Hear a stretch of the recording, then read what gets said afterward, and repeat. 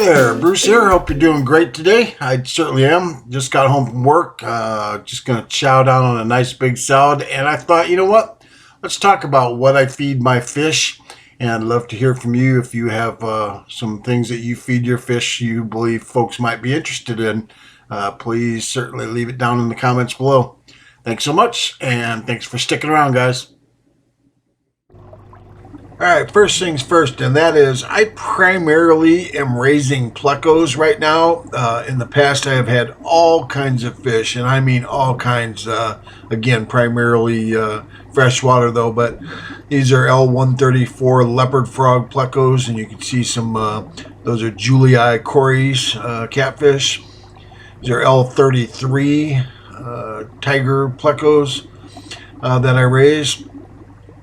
This is a tough one to see, but it's called an L201, and I have about a half dozen of those guys too. They are always hiding. Same with these guys here, L264 Sultan pleco, just absolutely beautiful guys. These are my pride and joys, and let me tell you what, I make sure they eat really well.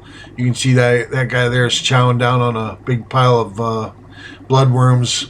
Here's some longfin albino bristlenose grow outs that are enjoying some nice wafers. Then I also have calico longfin plecos, and at any given time I may have any number of plecos, blue-eyed lemons, reds. Again, lots of albinos. Here's a lot of babies, and these are my favorite fish. Although I do have other fish too, but primarily for me, I think variety is really important when talking about fish. By the way, here's my leporanus. They eat a lot of variety of foods too. Electric yellow labs. There's some clown loaches in there. Just a wide variety of fish in here. But going over and taking a look, flip my lights on here, and just some of the stuff I have. I have a wide variety of foods, and I mix it up. Sometimes I just give a little bit to fish, and other fish really want more of one kind and less of another. But there's like a carnivore wafer. Some of the plecos like those. Pretty much all my fish like these things. Again, you drop one, maybe two at the bottom of your tank, and you just leave them, and they dissolve, and the fish will chow them down. So flake food, this happens to be Tetramin Plus. Again, I'm not super picky on flake food because it's not my only food. So if you are only feeding your fish a flake food, then I would recommend you get a really good top quality food. A lot of times I buy these just because I've used them for a long time. I've always had decent luck. This is a generic jar I have that's got some cichlid pellets in it. Again, small ones that I drop in a lot. This is a Northside Aquatics Northside Aquatics food here. A shrimp pellets. Again, lots of stuff eats those shrimp pellets. Real good food. Cories love them. Bug bites, you probably heard of. This is a real tiny, basically they're dried up bugs.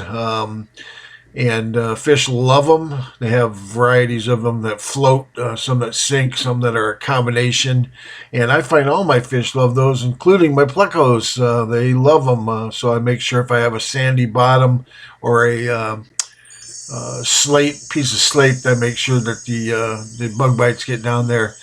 Then, of course, pleco wafers. I buy these things in mass quantities because I have so many plecos all the time. I can go through 20 pounds of these in a year. So I usually buy 2 to 4 pounds at a time. Going over here, I do have, luckily in my fish room, a freezer. I keep frozen brine shrimp. You got a couple different varieties in there, but they're primarily the same thing. Bloodworms there on the right-hand side.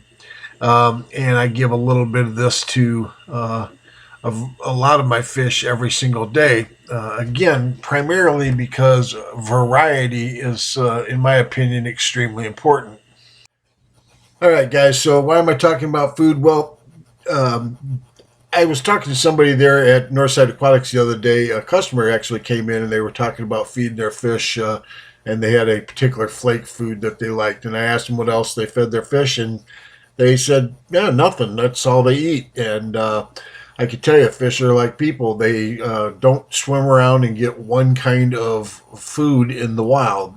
They swim around and they get all kinds of a large variety of types of food. Dead bugs, rotting plants, who knows what gets in the water that they eat, algae, all kinds of stuff. So don't be afraid to experiment. If you feel you're overfeeding your fish, you feel like they're not eating things, um, increase your water changes for a little while. Maybe lightly vacuum your substrate to pick up the excess.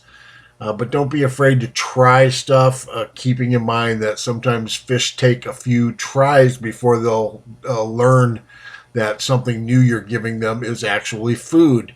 So you may feed them some bloodworms, they don't eat it, and 2 or 3 times later, all of a sudden they realize, oh, these are good, and they eat them. So remember, you'd go absolutely nuts if you had nothing to eat but peanut butter jelly sandwiches every single day, and that's the same thing with fish.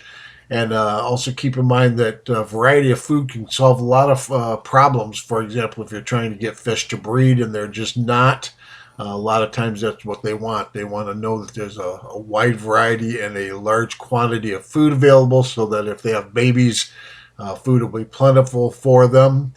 And again, food, different kinds of food can help with colors, just all kinds of things. So experiment with it a little bit. If you're not sure what's good or not good for your fish, check with the folks at Northside Aquatics. That's what they're there for, and they will give you good, solid advice. They'll point out some different things. And don't be afraid to experiment a little bit. As you can see, I have a wide variety of stuff that I feed my fish, and they love it all. Thanks for your time today, guys. Talk to you soon.